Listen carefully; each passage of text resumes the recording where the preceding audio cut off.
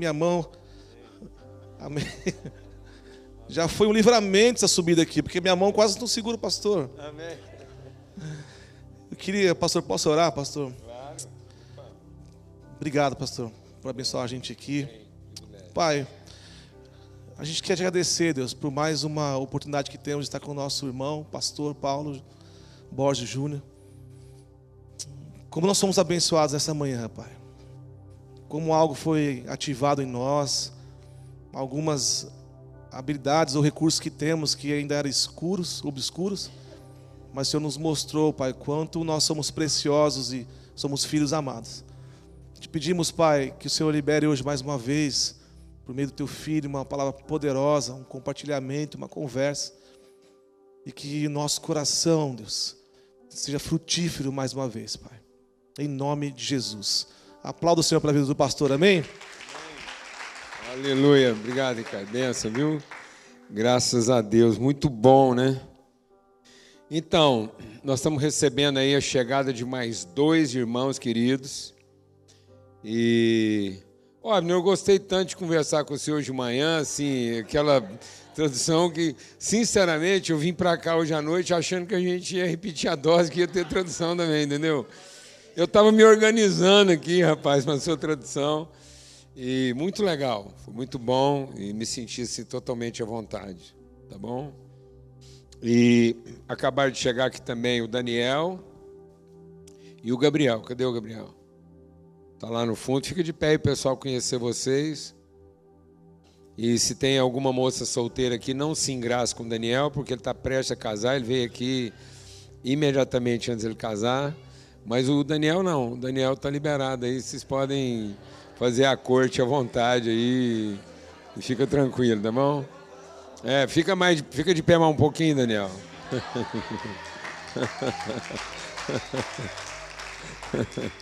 Graças a Deus.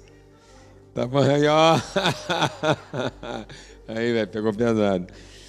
E é o seguinte, às vezes as pessoas perguntam, né, sobre conteúdo que a gente tem para compartilhar, que testifica, ratifica aquilo que a gente tem compartilhado por onde a gente vai. Então, eles trouxeram algum material aí que alguém quiser depois ter acessível, né? Um deles que a gente recomenda enfaticamente é esse texto aqui do Larry Crabb, que a gente reeditou em parceria com o Jesuscope, que é o lugar mais seguro da Terra, falando exatamente da igreja como lugar de comunhão e entendendo a igreja como o lugar onde a vontade de Deus se revela. Bem dentro daquilo que a gente compartilhou hoje de manhã, porque às vezes a gente pensa a igreja na sua forma resolutiva, né? E na verdade a natureza da igreja é redentiva. Então a igreja não é um lugar para eu ficar procurando a solução dos meus problemas, mas é para eu encontrar as condições de cumprir o meu propósito. Fala devagar. Muita gente pensa que a igreja é o lugar onde você vai resolver os seus problemas.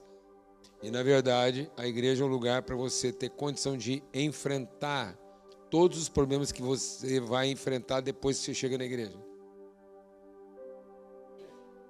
Amém? Então é para você ter condição de encarar. Por isso que é o lugar mais seguro da terra, o ambiente da comunhão. Depois a gente também recomenda Culpa e Graça. Eu quero dizer o seguinte, se você tiver que escolher um desses 3 livros para ter como material de conteúdo, de reflexão, que seja verdadeiramente redentivo, opta pelo Culpa e Graça. Mas queria dar outra dica. Se você for adquirir isso, procura alguém para adquirir um exemplar com você. Nós não estamos interessados em vender muito livro, não. Mas a gente recomenda uma leitura compartilhada. Até porque ele não é um texto assim, como muita gente está acostumado. O povo às vezes está acostumado com um texto hoje que é leitura fácil, 10 passos para aquilo, 5 não sei o quê. Não, esse texto aqui é um texto reflexivo.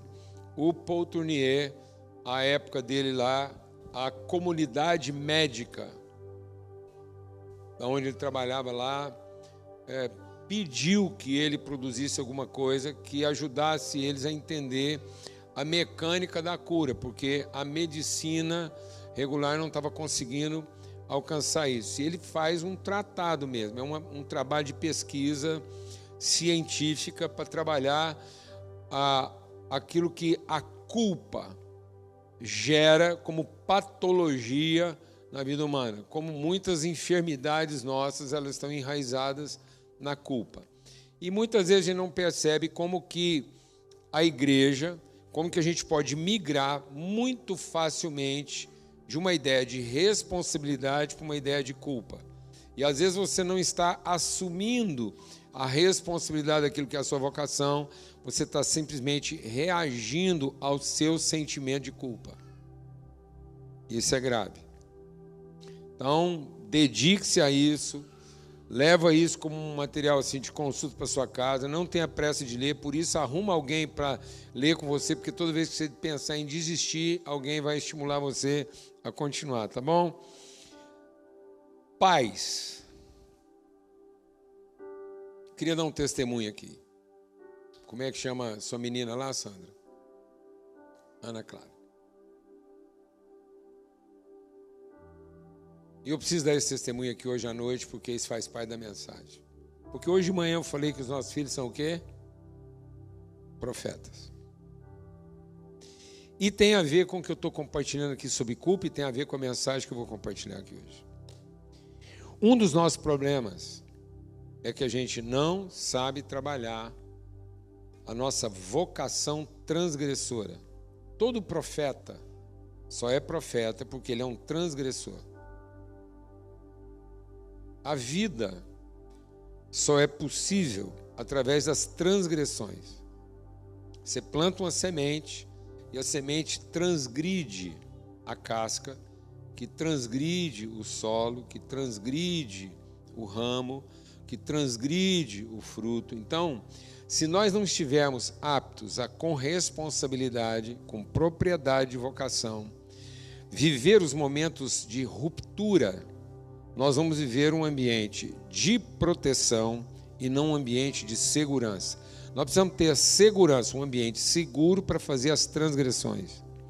E muitas vezes a igreja não está oferecendo segurança para as transgressões. Ela está oferecendo proteção para não transgredir.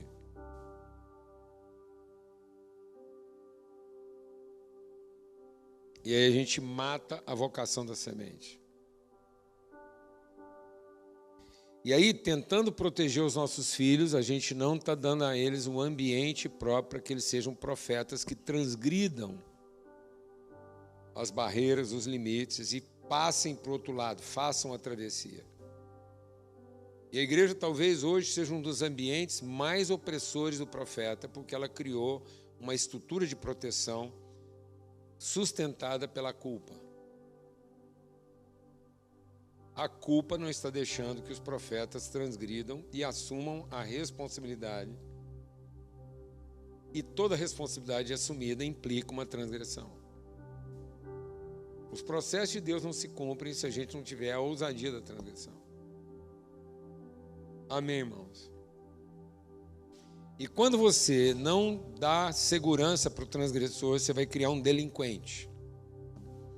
Ou um delinquente tímido, ou um delinquente violento. Então, hoje o mundo está marcado por pessoas ou tímidas. A timidez é a forma delinquente da covardia. Então, o tímido é um covarde, que não quer fazer a transgressão, então ele comete a delinquência de se omitir. Diante da responsabilidade, ele se omite. Isso é uma delinquência. Porque ele não quis ser o quê? O transgressor, assumindo a responsabilidade. Ou então, ele se empodera e assume a delinquência do opressor. O opressor é aquele que exacerba da responsabilidade e usa o poder para oprimir. O tímido é aquele que se acovarda diante da responsabilidade e se omite de assumir. E muitas vezes a igreja está carregada de quê? De tímidos ou opressores. Gente que se empodera e oprime na medida em que os tímidos se omitem. Alguém está entendendo o que eu estou falando aqui ou não, mano? E aí o mundo vive a opressão da escravidão, porque alguém se empoderou e alguém se omitiu. Então nós temos um mundo de tiranos e escravos, porque alguém não foi lá fazer o quê? A transgressão. E eu pedi para a Ana, eu perguntei para a Ana hoje, na hora do café, Ana, o que você mais gosta na sua escola? Ela falou assim, arte. Eu falei, que tipo de arte você gosta? Dança, música, pintura, escrita. Ela falou, pintura. Eu falei, o que você mais gosta de pintar? Eu estou conversando com quem? Com o profeta. Eu não sou bobo. Amém? Então, toda vez que eu encontro um profeta, eu quero me submeter à autoridade do profeta. Aí eu falei, Ana, o que você mais gosta de pintar? Paisagem, gente ou animal? Ela falou, animal. Eu falei, então, beleza. Você poderia fazer para mim um quadro, até o dia de eu ir embora, e me presentear com esse quadro, aquilo que você quer me comunicar através de uma pintura, eu levar lá para casa, colocar num quadro na parede da minha casa? Até terça-feira? Ela falou, faço. Eu falei, então, beleza. Menos de 20 minutos depois, volta a Ana com a pintura. E é engraçado que ela me mostrou uma pintura antes. Presta atenção, amados. Às vezes você não prestou atenção ainda, eu já estou compartilhando, amém? Porque às vezes você está esperando a mensagem começar, já está quase terminando já. Aí, ela me mostrou uma pintura que ela tinha feito para a mãe dela, que a Sandra pediu, ela trouxe uma pintura e era um animal desenhado. E era uma pintura assim, preto e branco, assim, só no grafite. E eu quase pedi para ela que a minha pintura viesse colorida, mas nem precisou, porque ela trouxe a minha pintura colorida. E sabe o que ela trouxe para mim de pintura? Um pintinho rompendo a casca de um ovo.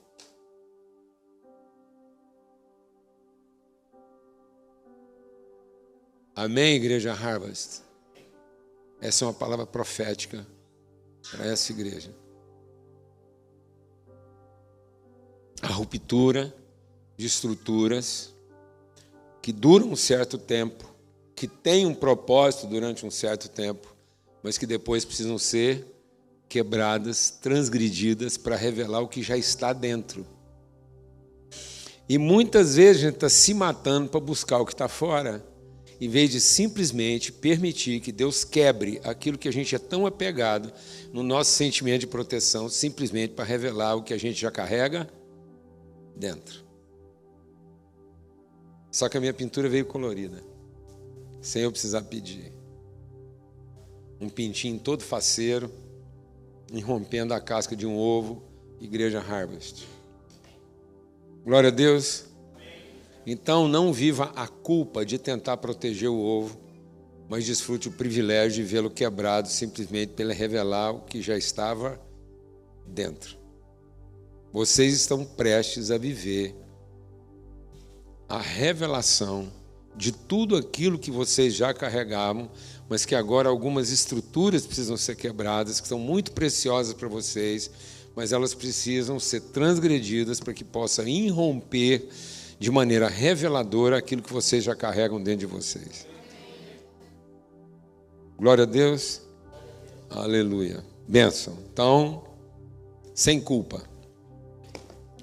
E aí tem um outro livro também que Deus permitiu que a gente escrevesse, que é DNA e Propósito, que é um testemunho sobre vida de igreja numa perspectiva de identidade, natureza e propósito. Então, esse aqui é um testemunho nosso sobre qual a visão que Deus tem dado, a vivência que Deus tem dado de igreja, não numa forma institucional, organizacional, mas de uma forma bem orgânica da igreja como identidade, natureza e propósito. Amém? Graças a Deus.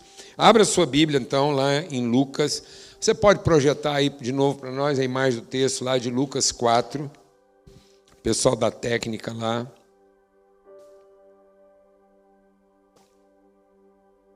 Lucas 4, 18 a 19. Pronto. Beleza. Agora não podemos tirar a parte em inglês, que não vai ter tradução mesmo. Deixa só a parte em português, porque aí o texto pode subir um pouquinho. Você pode fazer isso? Para a gente aí? Amém. Então, enquanto ele está fazendo lá, Só recordando, e eu vou fazer o seguinte, a gente vai conversar aqui por alguns minutos, mas como é uma conversa, eu vim para dar um testemunho, repartir com vocês o que está no nosso coração. Vamos fazer o seguinte, eu não vim pregar, eu vim para conversar com vocês como igreja, uma encontro de família, de mesa. Então você tem a liberdade de, a qualquer momento, levantar sua mão e falar assim, Paulo Júnior, dá para você voltar um pouquinho essa coisa aí, a gente aprofundar isso, fica nessa liberdade. Pode ser? Beleza? Amém? Conversa de mesa, conversa de família, encontro de família, ao redor da mesa, pão repartido, tá bom? Então, beleza. Tem como tirar a parte de inglês lá, ficar só o português? Pronto. Então, veja, o Espírito do Senhor está sobre mim. Qual é a principal, a mais essencial característica do Espírito Santo? Porque às vezes a gente pensa que o Espírito Santo veio para realizar na nossa vida aquilo que a gente deseja. Ou que o Espírito Santo veio para nós para resolver os nossos problemas. Então, muitas vezes as pessoas estão pensando no Espírito Santo na perspectiva do seu poder, que recebereis poder ao descer sobre vós o Espírito Santo. E a gente pensa que esse poder é o sentido do empoderamento, que ele vai dar um upgrade, ele vai produzir um acréscimo de capacidade. Então, o Espírito Santo não trabalha na capacitação, o Espírito Santo trabalha na revelação. Amém? Então, o Espírito Santo é para que eu comece a viver uma vida em que eu não dependa do poder, porque agora eu estou devidamente orientado no propósito. Deixa o Espírito Santo de Deus ministrar algo ao seu coração aqui essencial. O Espírito Santo testifica com o nosso espírito que nós somos filhos de Deus. Então é daí que vem o ministério do Espírito Santo. O Espírito Santo, ele é derramado em nós para plantar em nós a semente do reino de Deus. Então o Espírito Santo, ele não opera de fora para dentro. O Espírito Santo opera de dentro para fora. Por isso que a palavra de Deus diz, eu oro para que vocês sejam fortalecidos no vosso homem interior. Deixa o Espírito Santo de Deus ministrar o seu coração. Às vezes você pensa assim, eu quero ser cheio do Espírito Santo, como alguém vazio que vai ser cheio de fora para dentro. Não. Nós não somos cheios do Espírito Santo de fora para dentro, como quem supre a nossa necessidade. Nós somos cheios pelo Espírito Santo de dentro para fora, como quem revela a plenitude de quem nós somos feitos para ser. Então o Espírito Santo não supre a sua carência, ele fortalece a sua convicção. Por isso aquela mulher lá no poço de Samaria, ela estava lá carregando uma garrafa. Por que a vida daquela mulher não funcionava? Porque ela levava a garrafa vazia dela para todo lugar que ela ia. Ela levou uma garrafa vazia para o casamento, ela levou uma garrafa vazia para o trabalho, ela levou uma garrafa vazia para a igreja. Então, nada na vida dela funcionava. Ela já estava no 6º casamento, porque ela estava procurando um casamento que satisfizesse a sua necessidade. Ela não tinha uma convicção clara de espiritualidade, porque ela estava procurando um culto que a satisfizesse. Então, aquela mulher, ela era incansável na sua busca, porque ela estava procurando alguma coisa que correspondesse à sua expectativa. Jesus disse assim para ela, no dia em que você souber o que Deus já te deu, então do seu interior fluirão rios de água viva. Quando aquela mulher entendeu, finalmente, numa conversa rápida, sem nenhum treinamento, aquela mulher não foi treinada, ela não passou lá para uma escola de evangelismo, presta atenção. Você está lembrando o texto aí da mulher samaritana, lá no Evangelho de João? Beleza? Bem no comecinho. Então, presta atenção à cena. A cena é pedagógica. Jesus está conversando com uma mulher que tem que fazer tudo fora de hora, porque ela é uma mulher discriminada, ela está no 6º casamento, ela está buscando água na hora que ninguém busca, e ela está cansada. Jesus fala assim, me dá um pouco de água. Ela fala assim, como que você, judeu, pede a mim de beber que sou samaritana? Os judeus não conversam com os samaritanos. Então você vê que aquela mulher tinha um preconceito social.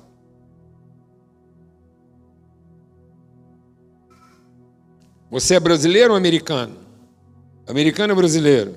Os americanos conversam com os brasileiros, e os brasileiros conversam com os espanhóis, com os mexicanos, com os latinos, está vendo? Então, gente nichada dentro do seu núcleo cultural. E isso gerando barreiras. Quem conversa com quem? Qual é a linguagem certa para abordar? Por que você está conversando comigo? Você não é daqui. eu não sou de lá, tá vendo? Então aquela mulher vive uma coisa muito parecida, o bloqueio social. Ela tem uma barreira. Aí Jesus fala assim para ela: me dá água. E ela fala, e ela fala assim: você não devia nem estar conversando comigo? Revela o bloqueio social dela.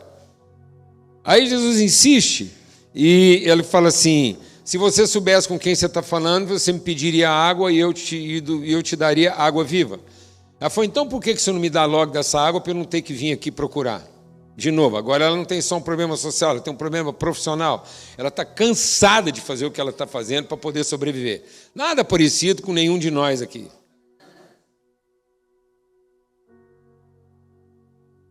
Então aquela mulher está vivendo uma crise social e aquela mulher está vivendo uma crise o quê? Profissional. Ela está pensando por quanto tempo ela aguenta fazer o que ela está fazendo para continuar sobrevivendo às custas do que ela faz. Será que alguém vai me libertar dessa atividade e eu finalmente vou poder aposentar com a segurança de que eu alcancei o meu objetivo? Aí Jesus continua a conversa, ela fala assim: bom, vocês falam que o lugar certo de adorar é lá, mas quem fez esse poço aqui foi Jacó, pronto. Agora a mulher já foi para outro lado, é o preconceito religioso. Qual a igreja certa, onde o fogo é derramado, a unção é garantida, e eu tenho certeza que é o lugar certo de fazer o culto. Então agora que a mulher tem um problema social, ela tem um problema profissional e ela tem um problema religioso, que ela quer saber qual é o endereço certo do culto ungido. Nada parecido também com ninguém aqui.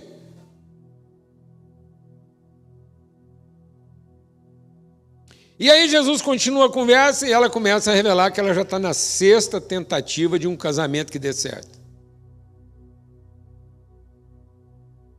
Aquela mulher acredita tanto em casamento que ela está tentando casamento pela 6ª vez.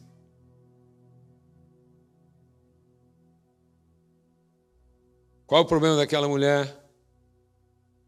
Ela levou a garrafa das suas carências para todas as áreas da vida dela. Ela está procurando uma vizinhança que enche a garrafa, ela está procurando um culto que enche a garrafa, ela está procurando um trabalho que enche a garrafa, ela está procurando uma relação que enche a garrafa. Quando Jesus falou para ela assim: o dia que você souber o que Deus já te deu, do seu interior fluirão de rios de água viva, qual foi a primeira coisa que a mulher fez? Deixou para trás a sua garrafa. E sabe o que é curioso? Uma conversa rápida, China. Aquela mulher entra na cidade e traz a cidade inteira para Jesus. Só que quando aquela mulher está indo para a cidade para conversar com a cidade, da cidade está vindo um time de evangelista. No mínimo 12 missionários que começaram a fazer treinamento missionário com João Batista, estavam fazendo pós-graduação em missões com o próprio Jesus e não trouxeram uma alma para Jesus. Por que uma equipe, a maior elite de missionário que já pisou sobre a terra, os próprios discípulos de Jesus não conseguem trazer uma alma para Jesus? Sabe por quê? Porque eles entraram na cidade para comprar comida. Ou seja, a relação daqueles discípulos com a cidade era para resolver a sua necessidade. Enquanto aquela mulher tinha saído da cidade para encher a garrafa, os discípulos tinham entrado na cidade para encher a garrafa. Então não interessa se você está saindo ou entrando na cidade, se o seu objetivo de vida é encher a sua garrafa.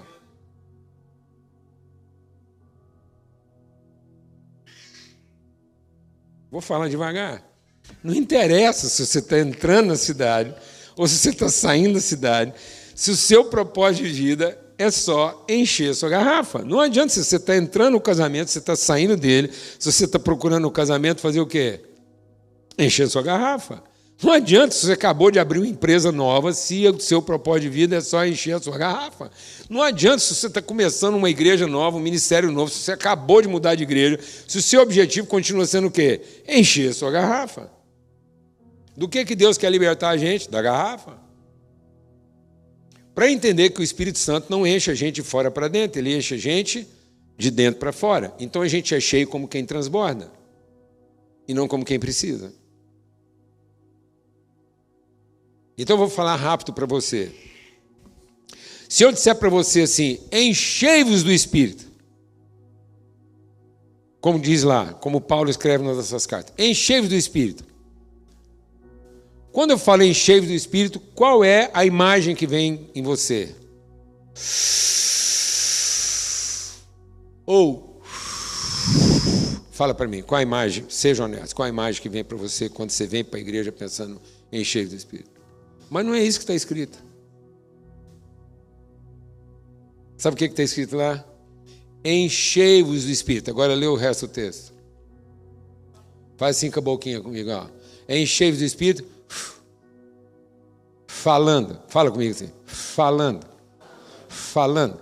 Então lá nunca foi encha-te. Lá sempre foi encham uns aos outros. Então o enchei-vos do Espírito não é o Espírito que eu puxo. Enchei-vos do Espírito é o Espírito que eu sopro. Aleluia. Então eu tenho que ser cheio do Espírito como quem transborda para encher o outro. E não quem está usando o outro para encher a si mesmo.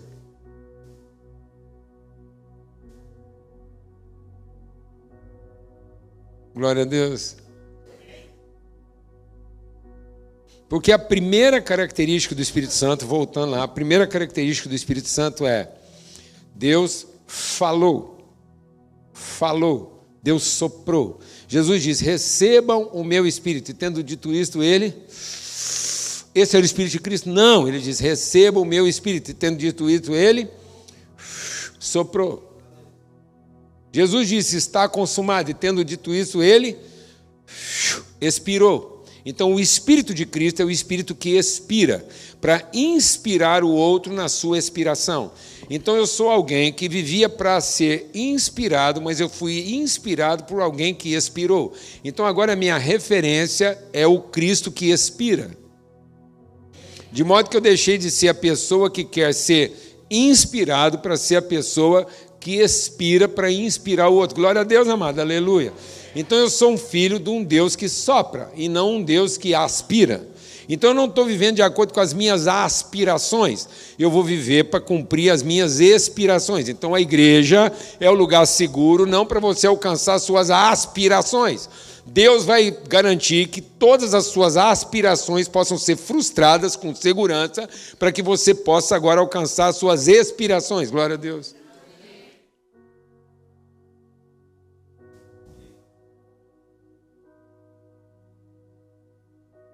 A igreja é um lugar seguro para você ficar livre de todas as suas aspirações. Para você finalmente encontrar o lugar seguro das suas expirações. E são as suas expirações que vão inspirar. E o nosso problema hoje é que nós estamos escravizando o profeta para que eles tenham que corresponder às nossas aspirações. Então essa criança passa a ser a criança que eu aspiro. E não a criança que eu inspiro.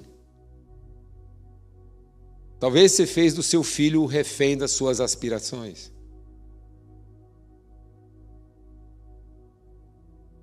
Seu filho deixou de ser profeta porque agora ele tem que corresponder às suas expectativas. É o filho que você aspirava para encher sua garrafa. E não o filho que você inspirou através da sua expiração. Glória a Deus, amados. Amém. Por isso que a primeira e mais essencial característica do Espírito Santo, qual é? Lá em Gênesis, o Espírito se movia. Então, a igreja é o lugar do movimento e não o lugar da atividade. E hoje nós estamos fazendo uma igreja supercarregada de atividades. E essa superatividade, para ocupar as pessoas como quem quer protegê-las, está impedindo as pessoas de cumprirem o seu movimento. Então, elas estão ocupadas com a atividade, impedidas do movimento. E trabalho é força vezes deslocamento. Então, eu não vou aumentar minha capacidade de trabalho aumentando minha atividade. Eu vou aumentar minha capacidade de trabalho aumentando a minha capacidade de deslocamento. Então, você não aumenta a sua capacidade de trabalho aumentando o seu esforço. E muita gente aqui acha que vai melhorar a sua capacidade de trabalho aumentando o seu esforço. Não. Você vai melhorar sensivelmente a sua capacidade de trabalho se com o mesmo esforço você produzir mais movimento. Que movimento? Se eu me deslocar mais facilmente em direção à pessoa que eu fui feito para ser. E o que pode distrair você de se tornar a pessoa que você foi feito para ser? Você ficar tentando salvar a pessoa que agora você é. Vou falar devagar. Às vezes você está super ocupado em salvar e proteger a pessoa que você agora é, satisfazendo as suas aspirações. E com isso, você está gastando muita energia para tentar trazer Deus até onde você está, em vez de você ser deslocado por Deus para ser levado por Ele aonde Ele quer que você chegue. Por isso, as nossas atividades de igreja se tornaram um esforço inútil de trazer Deus até onde é que a gente está. Sendo que a igreja não é para trazer Deus aonde a gente reúne. A igreja é para a gente poder se deslocar aonde Deus está. Então, a igreja não é o lugar onde Deus vem se encontrar no lugar que a gente preparou para Ele. A igreja é o lugar onde a gente entra no lugar que Deus preparou para nós. Glória a Deus, amado! Então, a igreja não é um lugar de reunião, onde a gente atrai Deus para a reunião. A igreja é um lugar onde ousadia é um lugar de encontro, onde eu entro aonde Deus preparou. Então Deus quer, pela fé, levar você ao lugar que Ele preparou. E não a gente arrastar Deus para o lugar que a gente preparou. Você vê como é que isso tem que ser destruído na nossa cabeça. Quando Jesus falou assim para você: quando você quiser falar com seu pai, não precisa ficar falando para ele o que você precisa. A gente gasta mais tempo hoje conversando com Deus para falar do que a gente o quê? Precisa. Isso é uma bobagem. Se você estivesse falando com Deus, você tem que falar do que você precisa. Mas você não está conversando com Deus, você está conversando com o seu pai. E o seu pai sabe do que você precisa muito antes de você falar com ele. Então, pare de ficar falando uma coisa que Deus já sabe melhor do que você mesmo.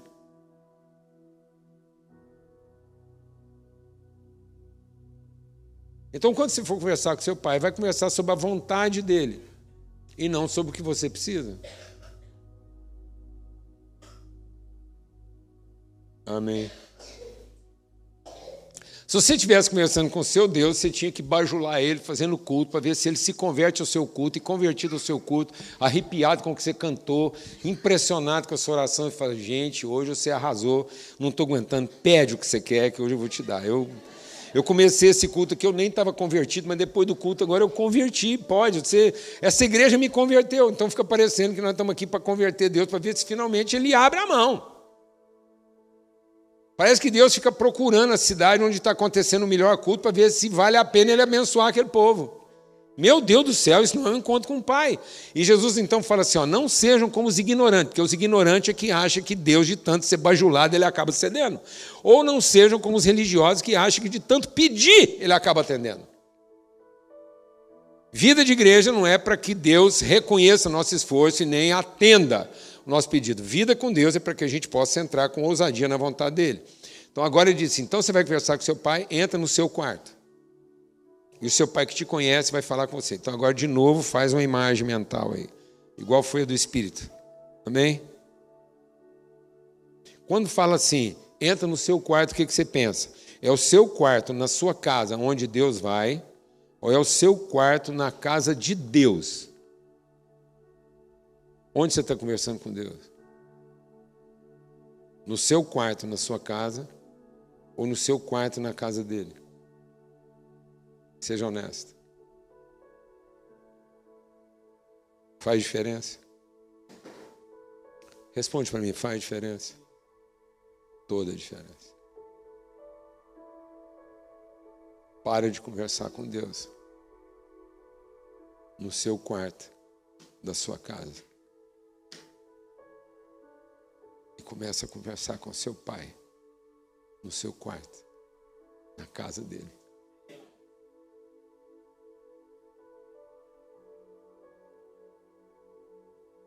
Comece a conversar com seu pai no seu quarto, na casa dele.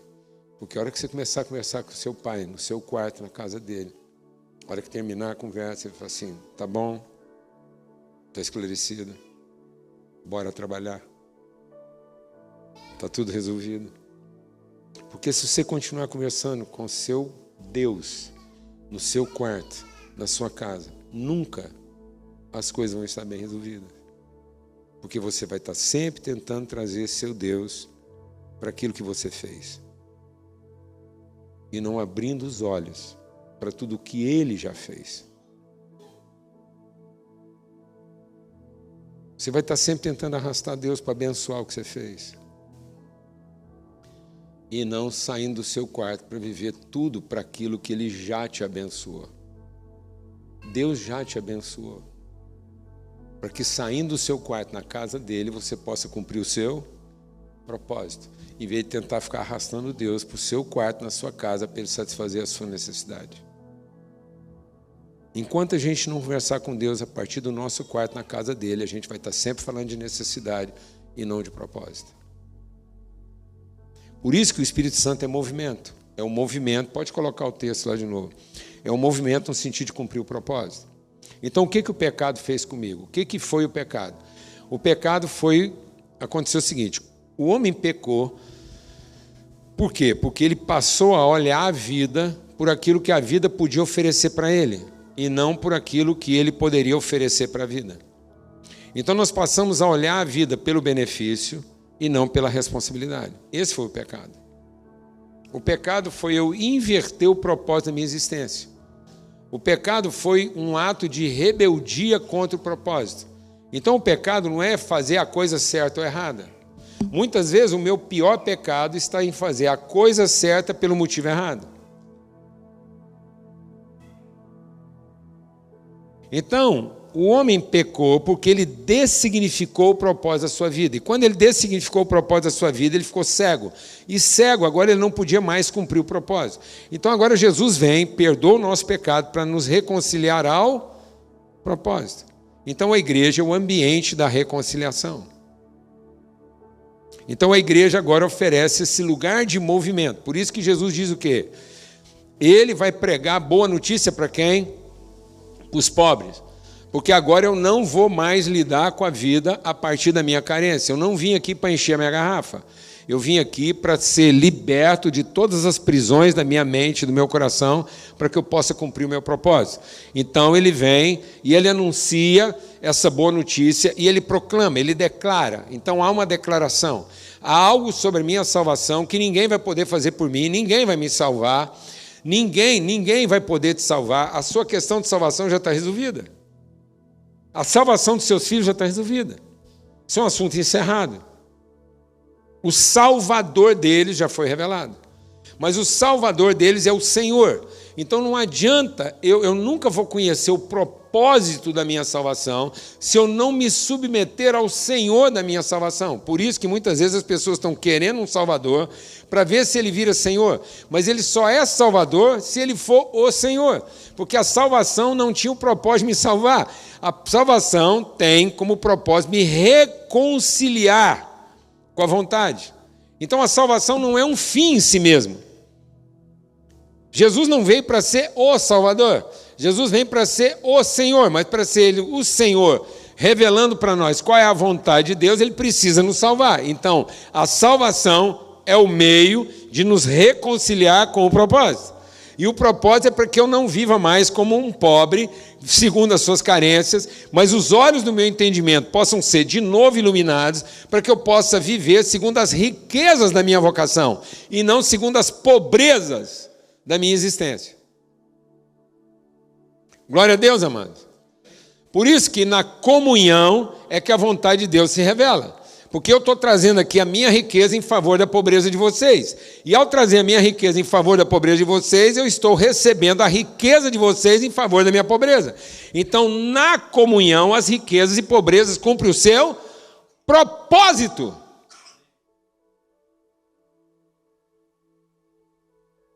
Porque nós enchemos uns aos outros com o Espírito. O Espírito testifica em nós que eu sou filho, e aí eu entrego a minha riqueza como filho em favor do meu irmão, sendo Cristo em favor dele. E aí o meu irmão, movido pelo mesmo Espírito, entrega a riqueza dele em favor. Essa é a boa notícia. Nós estamos agora reconciliados ao propósito, de modo que agora aquilo que eu recebo de Deus não é a minha posse para satisfazer a minha necessidade. Aquilo que eu recebo de Deus é a minha responsabilidade para ser bênção na vida do meu irmão. Glória a Deus, amado. Então, nada do que eu recebi é meu, tudo que nós recebemos é nosso. E está sobre a minha responsabilidade. Então, a bênção da cidade está sobre a nossa responsabilidade. Então, nós não estamos aqui para buscar na cidade aquilo que está faltando para nós. Nós somos aqui aquilo que está faltando para a cidade.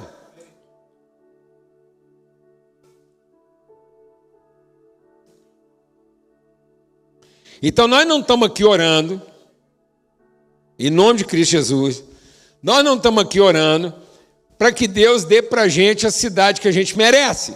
Nós estamos aqui orando para que a gente seja a igreja que a cidade precisa. Aleluia, irmão! Então, num certo sentido, nós não estamos aqui para que Deus responda as nossas orações através da cidade.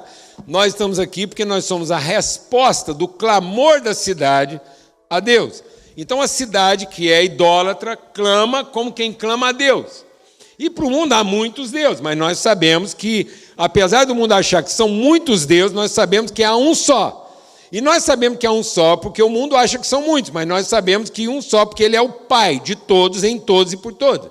Então o mundo clama como se houvesse muitos deuses. Mas quem está recebendo as orações de todo o mundo como se fossem muitos deuses é um só, que é o Pai. Aí o Pai vem conversar com os filhos no seu quarto e fala o seguinte: tem um povo lá ignorante que está clamando para Deus como se fossem muitos. Mas agora eu preciso de um filho que vai lá ser a resposta da oração deles.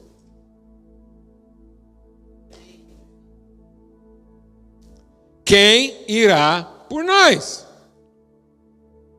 Então, nós não estamos aqui para que as nossas orações sejam atendidas. Nós estamos aqui para saber como é que nós vamos responder às orações da cidade. Aleluia, China. Glória a Deus. Porque aquilo que a gente precisa, nosso Pai sabe muito antes que nós. E quando você amanhece, já está lá esperando por você. Tudo que você precisa para cumprir o seu propósito aqui nessa cidade já te foi dado lá na eternidade. Glória a Deus, amado. Então, economiza. E vai perguntar para Deus como é que agora nós podemos ser a resposta das orações desse povo, porque nós estamos aqui para responder o clamor dele, dizendo: olha, você clamou para um Deus, mas o meu Pai me enviou. E quem vê um filho vai ver o Pai que o enviou. Glória a Deus. Então você foi enviado do Pai para responder as orações de quem clamou a deuses. Amém, Lidinha? Você era a resposta do Pai lá para o povo de Floripa que estava clamando a Deus. Glória a Deus, aleluia.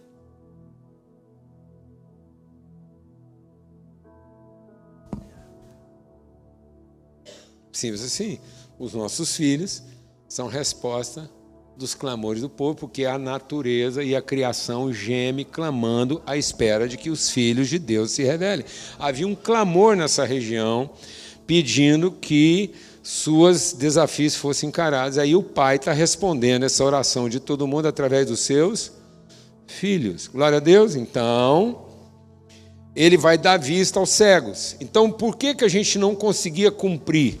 Porque nós estávamos cegos. Cegos pelo quê? Pela nossa própria necessidade. Então a palavra de Deus diz que quando o homem olhou para a vida, é o texto lá que nós estamos lendo aqui, quando o homem olhou para a vida e viu a vida por aquilo que a vida podia oferecer, ele está abrindo os olhos da alma e os olhos da carne. E quando você abre os olhos da carne, você fecha os olhos do espírito. Então, se você continuar vivendo a vida de acordo com aquilo que a sua carne vê e que a sua alma cobiça, você está cego no espírito, porque agora você só tem olhos para aquilo que é o visível. E quando você tem olhos só para o que é visível, você é míope, porque você só consegue enxergar o que está muito perto de você. Você não tem mais discernimento de eternidade, você só tem discernimento de oportunidade. Então você é facilmente enganado, porque o diabo vai acenar para você com a solução dos seus problemas. Então pare de pensar que o diabo engana você criando problemas. Não, o diabo engana você oferecendo você solução para os seus problemas. Para que você pegue tudo aquilo que era para cumprir um propósito e use tudo que era para cumprir um propósito para resolver o problema. Porque quando Jesus estava lá no deserto, e quem criou o problema de Jesus? Foi o diabo ou foi o Espírito Santo? Não, quem levou Jesus para o deserto foi o Espírito Santo, foi o capeta.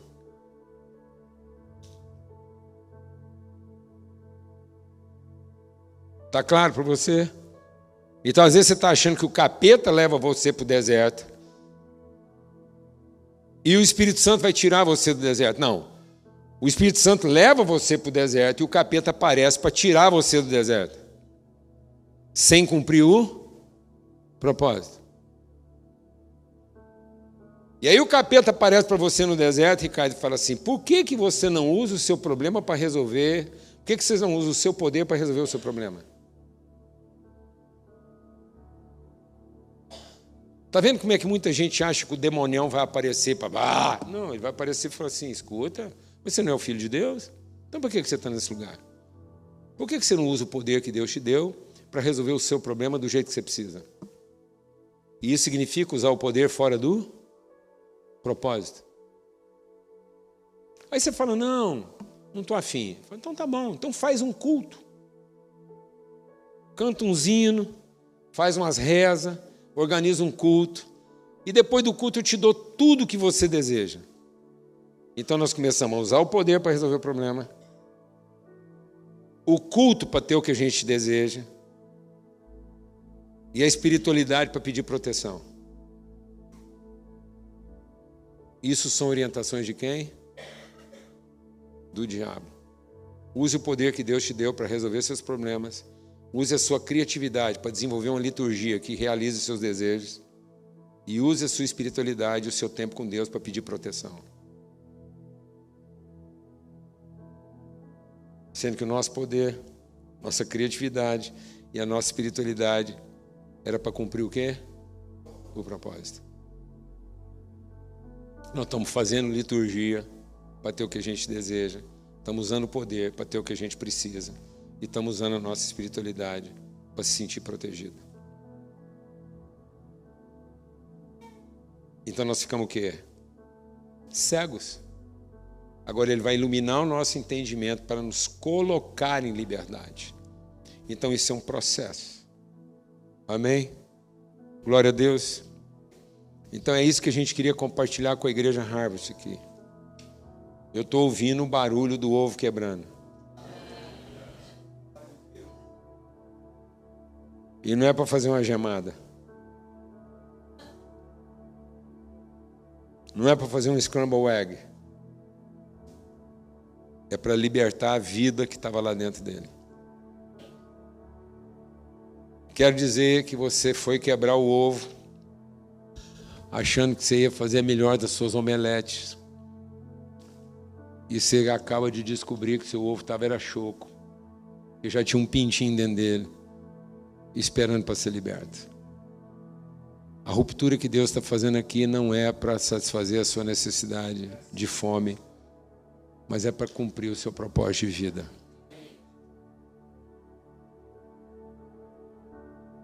O ovo que você segura na mão e agora, se você estava afim de um omelete, de um ovo mexido, de um ovo frito da gema mole, sem te dizer que foi ontem. O ovo que você está segurando na mão e agora, a hora que você quebrar, vai sair um pintinho lá de dentro, profeta, doido para ganhar a vida, e vai pôr você para correr atrás dele, alucinado. Glória a Deus. Levando vocês para um lugar que vocês nunca imaginaram que iriam. Desorganizando a vida de vocês para reorganizá-la segundo o seu propósito. Amém. Bem-vindo ao momento mais desafiador da vida de vocês nesse país. Bem-vindos a uma bendita reorganização das suas prioridades, das suas agendas e do próprio significado das suas empresas. Comece a formar conselhos, a se reunir. Amanhã a gente vai falar um pouco sobre isso, sobre empreendedorismo redentivo. Comece a se reunir com seus amigos e falar: escuta, me ajuda a encontrar o propósito de Deus para a empresa que eu abri aqui, porque eu não quero mais usar a minha empresa para ser refém da minha necessidade. Quero entender minha própria história. Amém? Quero entender que Deus quer abrir os olhos do meu entendimento, para que eu pare de ver a vida de acordo com a minha necessidade e passe a ver a vida de acordo com a minha vocação. Enquanto os olhos da nossa alma e da nossa carne estão abertos, a gente está refém. Por isso que Jesus teve que tocar aquele cego uma segunda vez. Ele discernir bem todas as coisas. Para que você deixe de ser uma pessoa refém da forma e do movimento, da atividade. Mas que você possa entender a vocação. Quando o homem pecou, ele ficou cego. E cego, ele usou o poder dele para resolver o seu problema. Ele foi fazer uma roupa. E a roupa que ele fez fantasiou ele de árvore. Agora você entende por que o cego de Jericó disse: eu vejo os homens como árvores que andam. Quem que o cego de Jericó estava vendo? O Adão ridículo, vindo lá do meio do mato, vestido de folhas de figueira. Eu cresci na roça. Sabe qual é a última folha que um cara da roça no Brasil ia usar para fazer uma roupa? De figo. Porque a folha do figo queima. O leite do figo dá no sangue. Quem lava figo para fazer doce tem que usar luva, senão ele vai terminar o dia com a mão tudo sangrando. Por que será? Com tanta folha no jardim, por que o homem não fez uma roupa de folha de bananeira?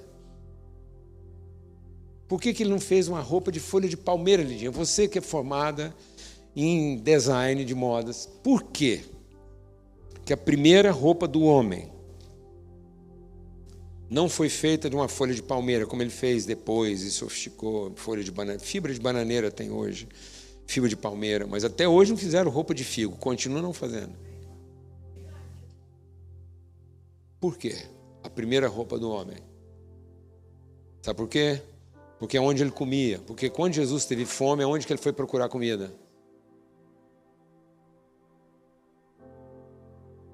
Quando Jesus teve fome, ele foi buscar comida onde? Na figueira.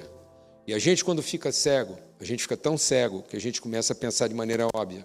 E a gente acha que a coisa que resolve uma coisa, resolve outra coisa. E a gente começa a trabalhar pela ordem e não pela natureza. E quando você confunde a natureza, aquilo que você pode pensar que é uma solução se torna um problema ainda maior do que o problema que você já tinha. Agora você está entendendo por que tentando resolver o seu problema, você criou outros que estão te ferindo de maneira ainda pior. Porque você foi fazer uma roupa que agora te causa um outro tipo de patologia que você nem tinha. E você pensando que estava procurando uma solução, você criou para você mesmo um problema maior do que o que você já tinha. Alguém aqui está entendendo o que eu estou falando? Simplesmente porque eu comecei a trabalhar de maneira óbvia, achando que o que resolve uma coisa resolve outra. E não resolve. Pode piorar. E aí a gente está se tornando homens o quê? Eu consigo imaginar o Adão, Jesus falando para ele: Adão, onde você se meteu? E vem o Adão lá, tudo assado. Meia hora de roupa de figo e ele já está assim que não está podendo nem encostar. Fantasiado do que come.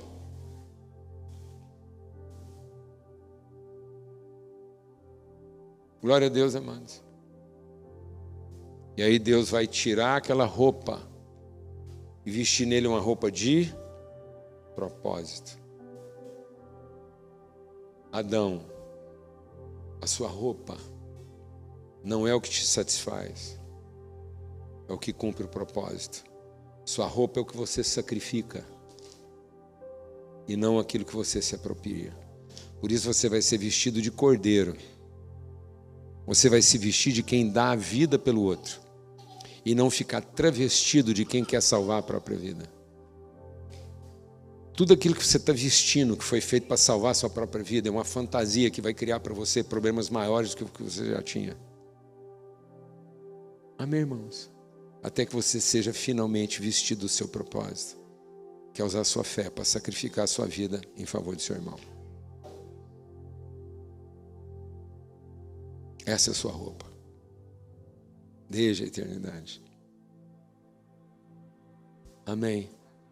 Para de ser fantasiado com aquilo que te salva e começa a ser vestido com aquilo que cumpre o seu propósito. Vamos orar? Que os nossos olhos sejam iluminados. que no final da nossa vida a gente possa estar vestido da vontade do nosso Pai, cheios de autoridade, porque abrimos mão do quê? Do poder. Pai, muito obrigado por esse tempo aqui de comunhão. Muito obrigado porque o Senhor quer tirar de nós todas essas fantasias que nós fomos usando. A gente está travestido das imagens que nós criamos de nós mesmos, segundo as carências, as cobiças, os desejos, as expectativas que nós tínhamos. Isso está nos ferindo, está nos confundindo. E o Senhor quer nessa noite ungir os nossos olhos, para que os nossos olhos sejam abertos, para que sejam iluminados os olhos do nosso entendimento, para que finalmente a gente possa ver a vida de acordo com o propósito eterno que o Senhor estabeleceu para cada um de nós. E é disso que nós queremos ser vestidos, da sua glória e não do nosso poder, do seu propósito, da sua vontade e não da nossa própria capacidade. Em nome de Cristo Jesus, o Senhor. Amém e amém. Graças a Deus.